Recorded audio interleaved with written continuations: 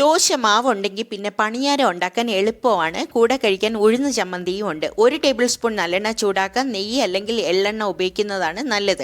കടുക് പൊട്ടിച്ച ശേഷം കറിവേപ്പിലയും ഉള്ളി ചെറുതായി ചോപ്പ് ചെയ്തതും ഉപ്പും ചേർത്ത് വഴറ്റുക. 1 കപ്പ് ഗ്രേറ്റഡ് ക്യാരറ്റ് ചേർക്കുക. കൂടെ 1/2 ടീസ്പൂൺ സാമ്പാർ പൊടിയും ചേർത്ത് വീണ്ടും വഴറ്റി മാറ്റി വയ്ക്കുക. 1 കപ്പ് ദോശമാവിലേക്ക് ഈ ക്യാരറ്റ് കൂട്ടി തണുത്ത ശേഷം ചേർക്കുക. എന്നിട്ട് മിക്സ് ചെയ്യാം. ഇത് റാഗി ദോശമാവാണ്. നമ്മളുണ്ടാക്കുന്ന ഏത് തരം ദോശമാവായാലും പണിയാരം അതിലുണ്ടാക്കാം. വീണ്ടും നല്ലെണ്ണ തന്നെ ഒഴിച്ചു കൊടുക്കാം.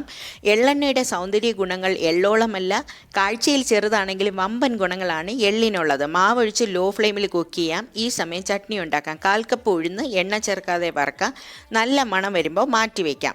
8 വെളുത്തുള്ളി, 5 ഉണക്കമുളകും, 1/4 ടീസ്പൂൺ ജീരകവും കറിവേപ്പിലയും വറുത്ത് മാറ്റി വെച്ച് തണുത്ത ശേഷം എല്ലാം കൂടെ ഉപ്പും പുളിയും 1/2 കപ്പ് വെള്ളവും ചേർത്ത് അരയ്ക്കാം.